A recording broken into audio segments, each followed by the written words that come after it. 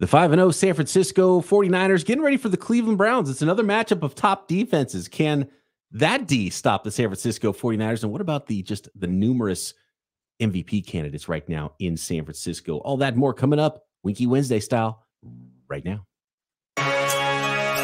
You are Locked On 49ers, your daily San Francisco 49ers podcast, part of the Locked On Podcast Network, your team every day.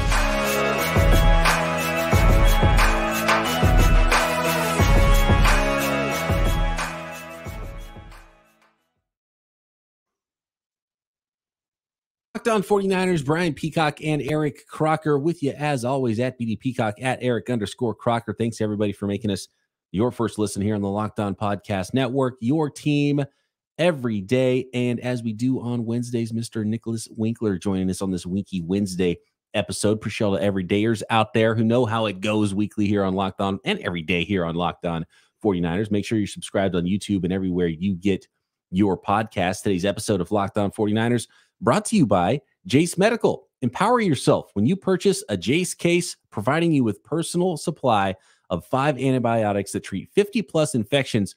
Get yours today at jacemedical.com. That's JASE medical.com.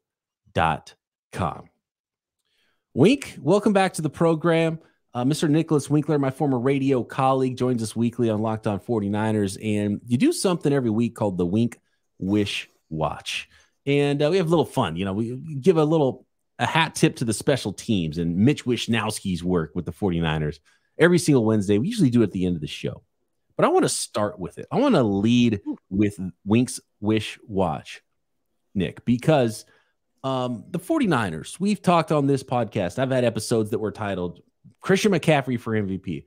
We had episodes that are entitled Brock Purdy for MVP. There's talk about, man, Fred Warner's playing at a level. Is he the MVP of the San Francisco 49ers right now? What about Wishnowsky for MVP, Wink? What about Money Moody for MVP? You can't spell MVP without the M in Money and Moody, right? He's been just about perfect. So let's start with some special teams love today. What's Wink's Wish Watch looking like after week 5? I mean, he's done it again, right? It's what he does. He pins the ball inside the 20. He had 4 punts. 2 of them got in there, 1 to the 5, 1 to the 1. Ronnie Bell making another great play, pinning, Dallas deep. I mean, that was late in the game, but still, he also had a 59-yarder that went to the 15. It was returned a little bit, and he kicked a 48-yarder that was fair caught at the 21. So if you want to talk about getting the ball near the 20 or inside the 20, that's what Wishnowsky does. That's his thing. He's the best. They even mentioned it on the broadcast. I don't know if you heard it. One of the times when it went to the 5 or something, they're like, yeah, he's the best in the game at pinning it inside the 20. I'm like, yeah, he is. That's my guy. That's Wishnowsky. That's what he does, man. As for Moody, yeah, go ahead. Oh yeah, let's stay on Wish. You got a little Wish take? No, I was actually going to go to Moody. So I want to hear your take on Moody, and then I want to ask Croc a question about Moody. Well, like you said, he's been near perfect, right? I mean, the kicks have been great. Those 2 kickoffs out of bounds, I'm going to keep harping on him because those could come back to bite you. There was another one in this Dallas game where it showed right behind him, right? And he kicked it towards that corner, and I'm like, oh no, is this number 3? Is this one going out of bounds? And luckily, it went right through the end zone, and it was like, oh, he was 2 yards away from giving him the ball at the 40 again. So, like, I will nitpick. I'm not just going to sit here and fluff these guys up all the time, all right? Well, Wink, how about this? Do you know why Nick Moody, or do you know why Money Moody is making his field goals and extra points, but a little wayward on a kickoff? Because Mitch Wishnowsky's not holding it for him. Because Wish is out there. MVP Wishnowsky. They showed a game. I think it was last night, the Monday night game, where they showed, there's a new holder, and he didn't have the laces out, and Carlson missed. He missed a kick, and so you never see Wishnowsky. He watched Ace Ventura growing up. He knows laces out. That's important. Laces out, die Dan. I'll never forget it as long as I live. A little football. Croc, seeing how good the 49ers have been on special teams and maybe unorthodox way that they've built some of their roster, and spending the highest kick in the draft on a 4th-round punter and the highest pick in the draft on a 3rd-round kicker last year, and they're both making good on it, playing well. Do we need to rethink the way we build rosters, should we spend more draft picks on kickers? How good does Moody have to be? And can we say it was a successful 3rd round pick now for the San Francisco 49ers? I think we can say as of right now, it's not a bad pick. As far as what would make it successful, I think he would just have to be better than all the other rookie kickers, because even then, right, he was drafted high. We would still have to see what's the difference between Moody and an undrafted guy, like as far as the value and production that you're getting. So is there another rookie kicker that was undrafted that we can compare him to as far as how that guy is kicking? We got to check in on those rookie kickers. There's a guy who was undrafted who didn't even kick in college that made a team. Patriots. The Pats kicker. Yeah. He was a soccer player in college, right? And then and never went kicked. to a tryout or something and won the job. And he's been pretty nails. There's Ryland is another one that I think is done. I think it's like year of the rookie kicker right now. In fact, I think a lot of them are doing pretty well. So the Cowboys, I think they have a guy as well that like just kicked his first kick in the NFL like a couple weeks ago. The Cowboys is an interesting one because they had a disaster kicking situation in the playoffs last year. And you thought, well, if any team, this is the team that's going to spend on it. And they're like, no, we're good. We're not going to sign Robbie Gould. We're not going to sign Mason Crosby. We're just going to roll with some other dude off the street and see how it goes. So very different ways to build those special teams units around the NFL. That's for sure. And as it pertains to the San Francisco 49ers, though, I mean, everything's just clicking right now. Like, do you guys buy the idea that maybe even Fred Warner, like Nick Bosa, like the 49ers, if you say, okay, Brock Purdy, he's not the MVP in the NFL, the 49ers still have numerous MVP candidates, so they're all going to steal votes from each other. So Good Morning Football, they did a really fun exercise. All right. They did 49er player power rankings. And you got 4 different people here with their list. And all 4 of their list are drastically different. One of them doesn't even have Nick Bosa on it. But they were ranking the 49ers players. I don't know if it's with importance or just who's the best. And every list, I mean, the order is different. And I think if you polled most 49er fans, if you polled most 49er media folks or content creators, you probably get a wide variety of a different 5 as well. I think you're right. I think that's something fun. Maybe we should do that. At least do like a top 3 who we think the most important are. We could probably do it right now real quick. I think so too. Who's everybody's one? McCaffrey. Well, you're muted, Croc. I said McCaffrey. So we're talking MVP. If we're voting for the most valuable player on the 49ers currently. Yeah, Christian McCaffrey. That's what it is. Oh yeah. Okay. Oh, this was too easy. It's Brock Purdy. Yeah. It's not even close. Oh, here we go. Yeah. I was going to go Brock Purdy at 2. At 2. Okay. Yep. Okay. I was going to go Wishnowsky at 3, but that's just me. I'm going Nick Bosa at 2. So I'm going Fred Warner. Yeah, the guy who had Nick Bosa not on his list probably just looking at the stat sheet and is like, oh, he only has 1 sack, blah, blah. He doesn't see what he's doing out there every single play. Actually leading the NFL or leading in hurries, right? Well, no, in PFF grade as well. Oh, I believe that. Maybe defensive players, maybe edge players. I can't remember what it is. I haven't checked out the PFF stuff this week. But I saw somewhere like I know he has a really good grade, even though he doesn't have a huge number of sacks this year. Super impactful player. And if I'm picking like, okay, the way I'm looking at it is I'm picking players who I would least not want to play with the rest of the year. Like you're plucking them off the roster. Sure. Right. Purdy 1, Nick Bosa 2, and it's not even close. So I'll kind of read off some of these lists. All right. So Purdy is 5th on 3 out of them. 3 out of the 4 lists that they have. Maybe I could just kind of share my screen. That's too low. So you guys can see what I'm looking at. That's crazy. Yeah. Purdy's been so good. He's been incredible. The disrespect for Brock Purdy. I get wanting to see more.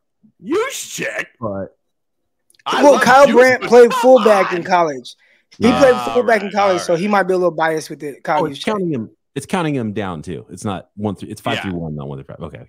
But still. He's only on the field 40% of the time. You could probably think of 10 guys that I'd take before Juszczyk. Little hot take, man. Al Brandt, but that's how he rolls. Yeah, yeah. Trent Williams, yeah, that's easy. Kyle Shanahan, I don't think that counts. I think this is top 5 players, right? Kyle Shanahan, yeah, I mean, he has to be on the list if he counts, right? Yeah, he would be. Sure. He would be up there. Warner's an easy one. I mean, that Juszczyk's my only real and then you guys made it make sense. Interesting list. Yeah, and I think for most fans it would be the same, but I think the point of it all, right, guys, is that they have so many good players that it's not obvious. To me, it's pretty obvious. It's Purdy and Bosa. Like I wouldn't even dare consider anybody else among the top 2, except for those 2 guys. I'm surprised there's no Dre Greenlaw in that top 5 anywhere, because if you watch the football games of the 49ers, he kind of sets the tone, right? He's that angry, like, sledgehammer that's out there. I thought he was going to get a flag on that first tackle out of bounds. I was like, oh, Dre, come on. Don't start the game like that. But he's active. Like, he didn't know anything. He watched the game like, who's this 57 dude? He's kind of wild. He's everywhere. And he absolutely is. So the 49ers, I mean, they come in waves. They've got so much talent everywhere. And how do you play that? I've gotten the question. Better tandem, Bowman Willis or Warner and Greenlaw? And I will say this. Warner and Greenlaw have a chance to do something that Bowman and Willis never did. Both be first-team All-Pro. Ooh. I think Greenlaw can legitimately be first-team All-Pro this year. Yeah, it'll be tough for both the linebackers to get it because Greenlaw just doesn't get the pub. And Greenlaw doesn't get the pub that the other 2 guys got either. And it's almost blasphemy to talk about those other linebackers and Willis and Bowman and that someone could be on par with that. But, man, if they're not there, they're catching up quick. Like, these guys, they're everywhere. Do we hold it against them? Is this the Brock Purdy effect, right? You're Mr. Irrelevant. So, he has to do so much more to be MVP, or he has to do so much more to get in people's good graces as opposed to somebody else taking the higher. Is it because Dre Greenlaw, a lot of people are still kind of like, okay, who? But he was voted one of the top 100 players. The 49ers heading into the year had the #1 linebacker tandem. So clearly people are aware that, hey, there's this guy number 57 over there. He plays his butt off. All right. But are they kind of holding it against him that he just isn't the biggest of name? Or because if you just watch the games, like you said, and are we holding it against them because the name isn't as big as Patrick Willis and NaVorro Bowman? Because these are both great linebackers. They are great linebackers. The way they play, they're able to cover. They play in space. They make plays. They're nasty. They're mean. These 2 guys are as good as we've seen, I feel like, with the 49ers as a tandem. I got an answer for that one, Croc, next. I want to get into why that is, and I think it's tied in. I think you nailed it when you talk about these guys and you talk about Brock Purdy and when guys get credit, when they don't. Next.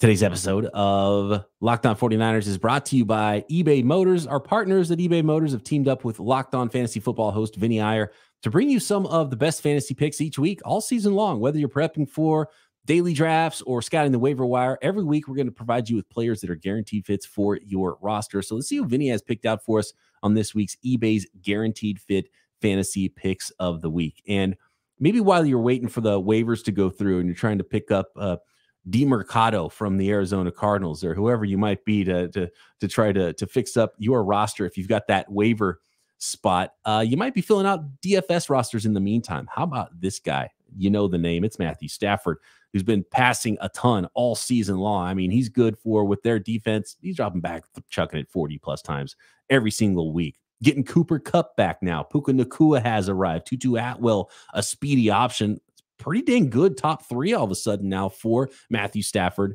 And the Los Angeles Rams, who are going to have to chuck the ball a lot this season. And Stafford shouldn't disappoint from a fantasy perspective against the Arizona Cardinals in Week 6. Vinny Iyer from Locked On Fantasy Football is trying to help you win your fantasy championships.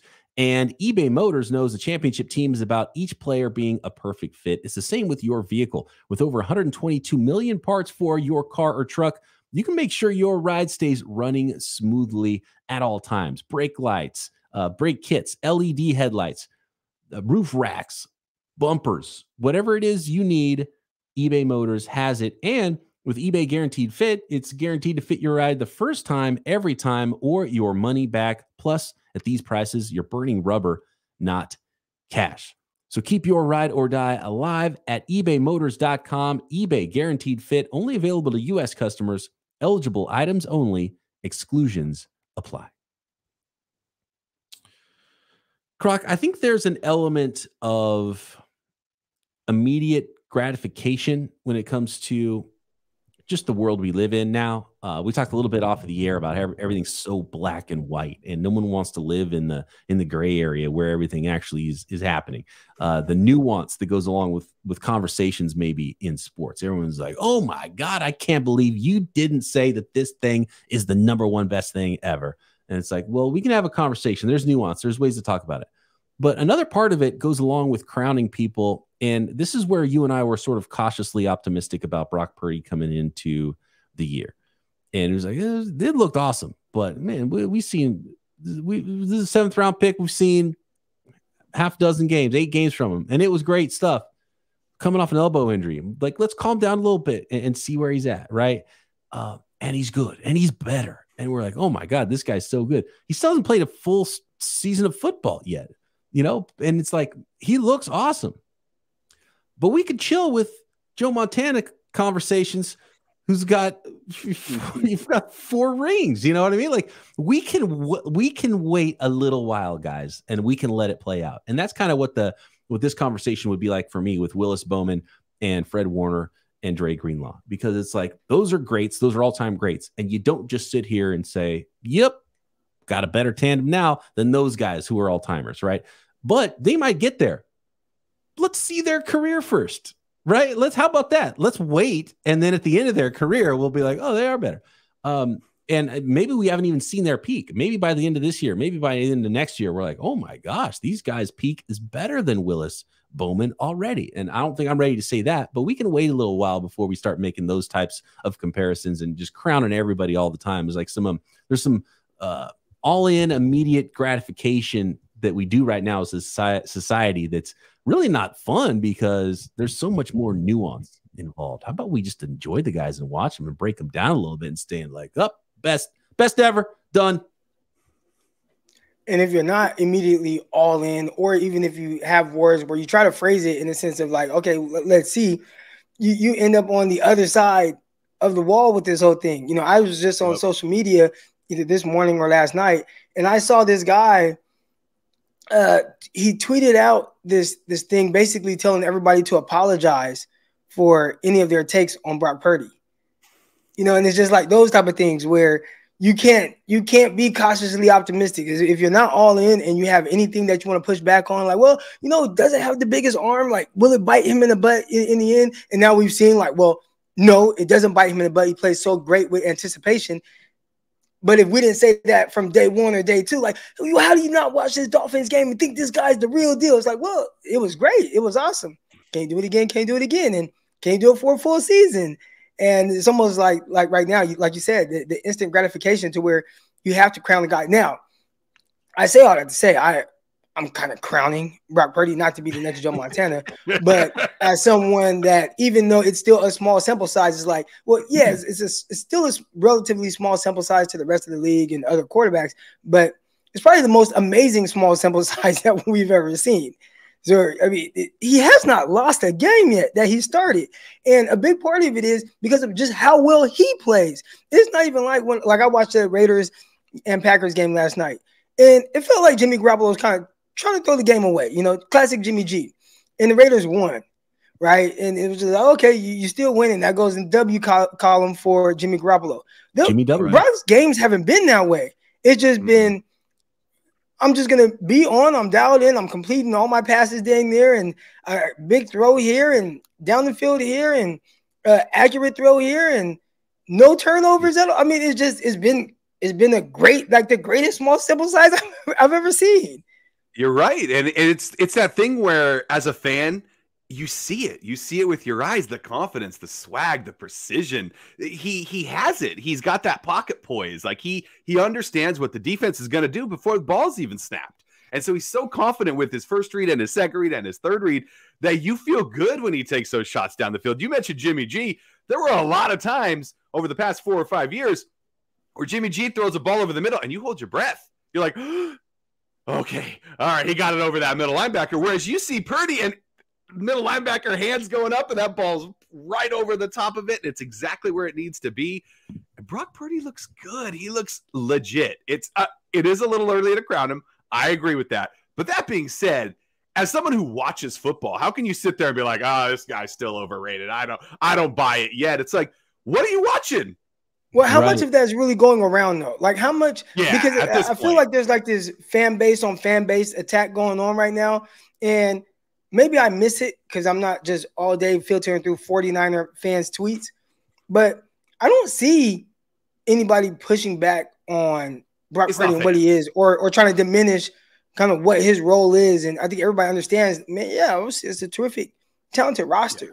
And maybe you could plug in somebody else and they'd have a certain level of success. But what he's done has been terrific. And now, again, you could question it in the offseason.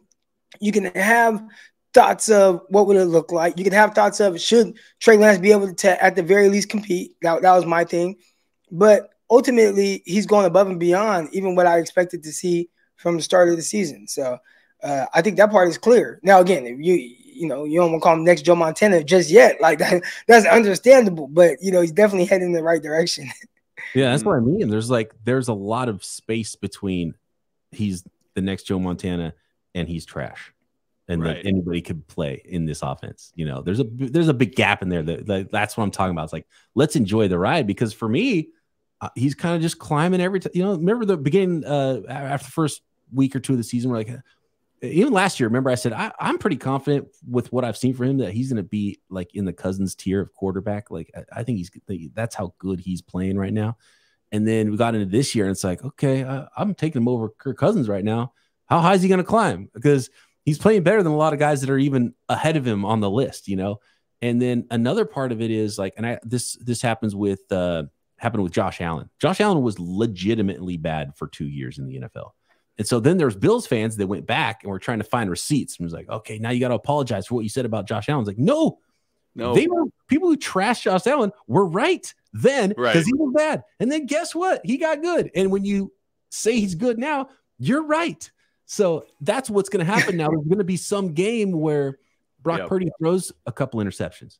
And guess who's going to come out of the woodworks? I told you he's overrated. And the shoe fell. Just like Jimmy Garoppolo, going to throw interceptions. And it's going to be a vicious cycle. Enjoy the ride. Enjoy the ride because it's fun. And Purdy's climbing the list, man. But let's let him get to the mountaintop before we crown him. That's the way I look at it. Agreed. Next, guys, Wink's predictions are coming true, which has been a great thing at 5-0. Could be a bad thing for the next 3 weeks, though, against the Browns' top defense in the league next. Today's episode of Locked On 49ers brought to you by Jace Medical and the Jace Case. Everyone should be empowered to care for themselves and their loved ones during the unexpected. If there is an emergency, depending on what your needs are as a person, as a family, maybe you are traveling and you're stuck somewhere all of a sudden, unexpectedly, you have no cell service and you need medical attention. Well, that's why Jace Medical offers the Jace Case. The Jace Case provides 5 life-saving antibiotics for emergency use and gives you peace of mind so that you are not just shopping or not just hoping for that you have the access to medical medication in an emergency. You can shop for it in advance at Jace Medical and get it ready for you and your family. Jace Medical makes sure you have all the medication in hand. Jace Medical is simple. They handle everything from online evaluation for whatever your personal needs are to licensed pharmacy medication delivery and ongoing consultation and care. Don't get caught unprepared. Get $20 off on these life-saving antibiotics today from Jace Medical by using our code LOCKEDON at checkout on jacemedical.com. Again, that is $20 off. Promo code LOCKEDON on checkout at jacemedical.com. That's Jace, Jase, medical.com. So going back to our preseason predictions, my preseason predictions, guys, are just long gone out the window. I had and I was having a little fun with it, but I had the revenge the revenge factors at the end of the season. I had the 49ers NFC Championship game losing to the Cowboys. Niners knock out Dak Prescott. Trey Lance gets revenge, beats the 49ers, goes to the Super Bowl. Aaron Rodgers, Jets, beat the Cowboys in the Super Bowl. And Aaron Rodgers defeats his old coach in Mike McCarthy. You know, it was like all these angles. Aaron Rodgers lasted 4 snaps this year. So my predictions are long gone out the window. And, you know, the Cowboys defense didn't look quite as good playing against the 49ers as they did the first 4 weeks of the season. Wink, you had the 49ers winning the Super Bowl. You had the 49ers win a lot of games. You had the 49ers going 5-0 and picking up their first loss in Cleveland. And the start of a losing streak. Yeah. Do you feel like the 49ers can go on a losing streak right now? No. I mean, this was before I saw this offense, this defense, and these special teams, right? This team looks, I mean, you hate to say it because you don't want to jinx anything. You don't want to put it out there, but this team looks unbeatable, right? They're clicking on all cylinders. They look amazing. Kyle Shanahan's calling great games. Wilkes is even calling pretty decent games there on defense as well. We saw it. Right, I had him getting the loss this week because, you know, coming off the emotional high of beating Dallas on Sunday night in front of everybody. Then you got to go to Cleveland and play a 10 a.m. game. But now that I've watched this football team play 5 weeks, I don't buy that anymore. Like, I want to say, oh, yeah, my preseason predictions are going to be right, and I'm going to nail everything right this season. But I think I'm going to get this run wrong, guys. I think the 49ers have a very good chance of going into Cleveland and beating up on a Browns squad this weekend. I don't think anyone will be upset if you're wrong about that. Yeah. I do have a question for you because someone asked me, and usually I have this great way of kind of twisting things to create an interesting narrative, like, you know, if this happens or, you know, whatever.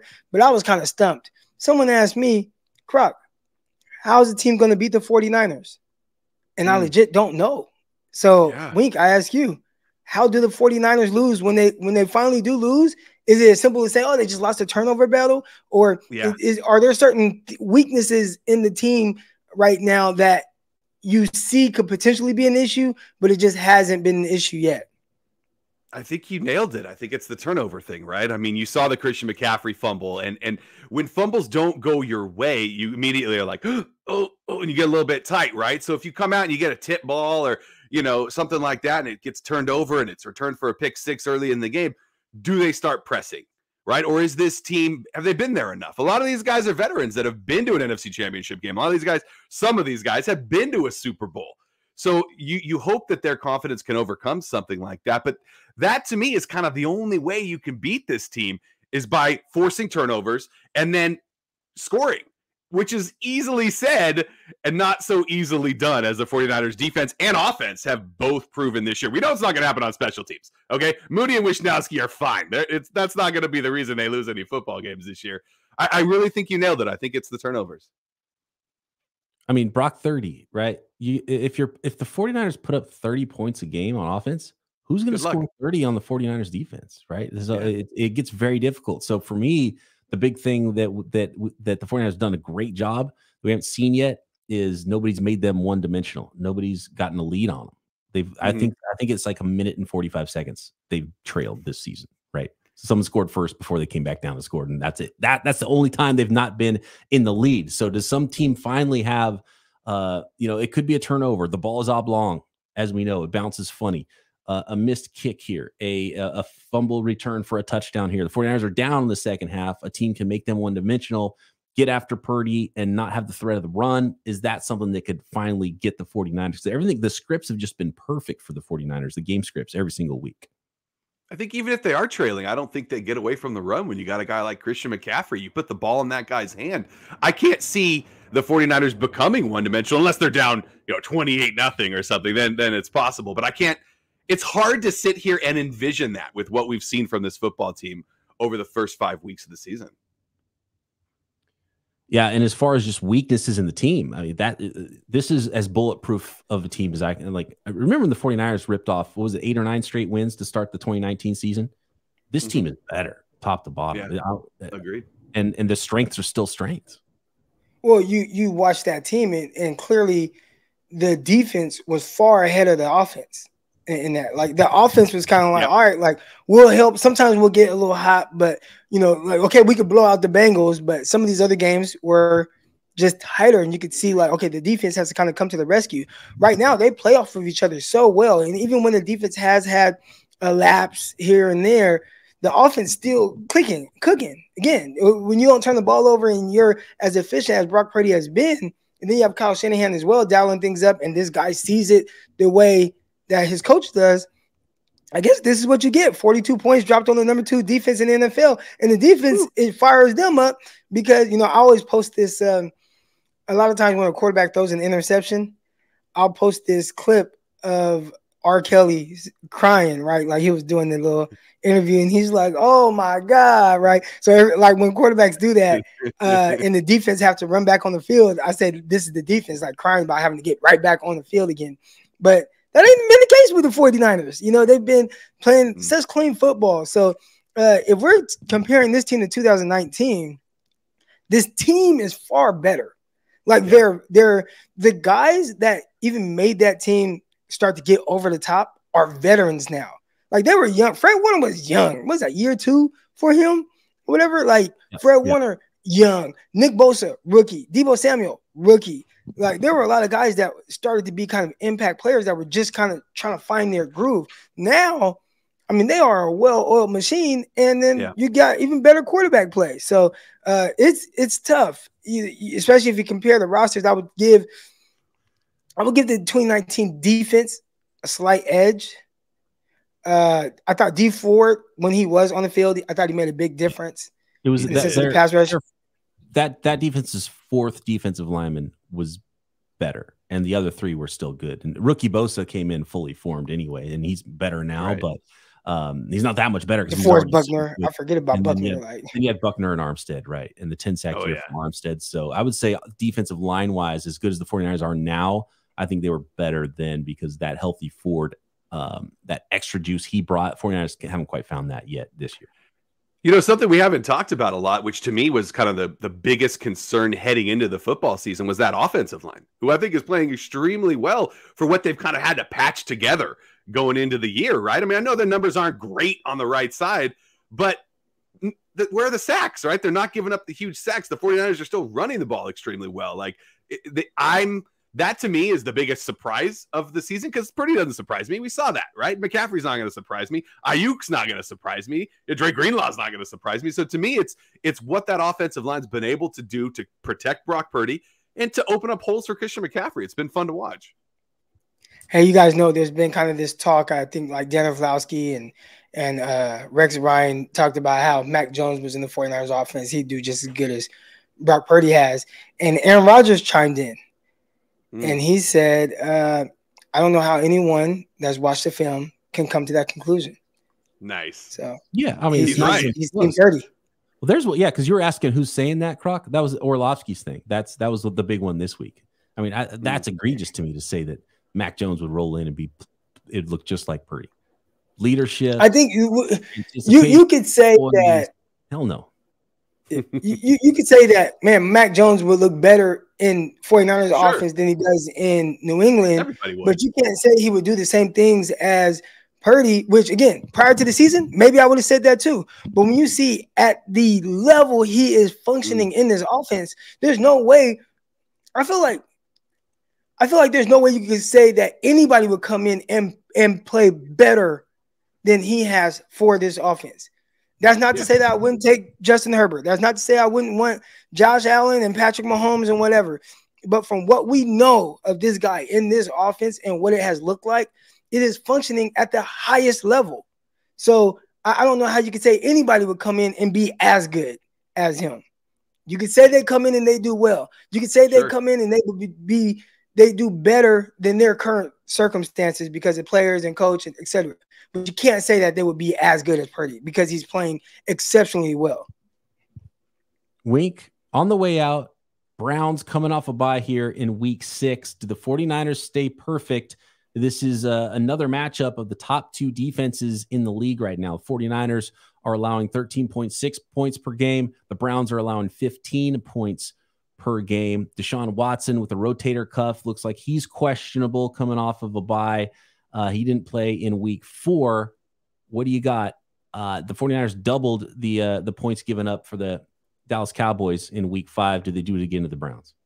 As much as I love being right, I'm going to be wrong this weekend, and I'm okay with that. I see this 49er offense just clicking as they've been doing, and the defense is going to remind Deshaun Watson, hey, this is what a real defense looks like. You've been going up against a good one in practice. That's fine, but watch out for these guys. Later in the week, I want to talk about a note that George Kittle brought up.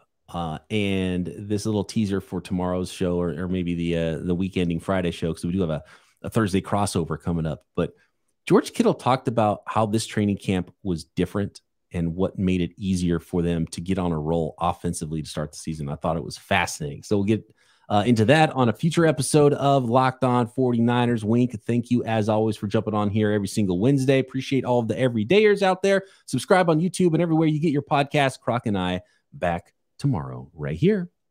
Locked On 49ers. See you. Subscribe to this video.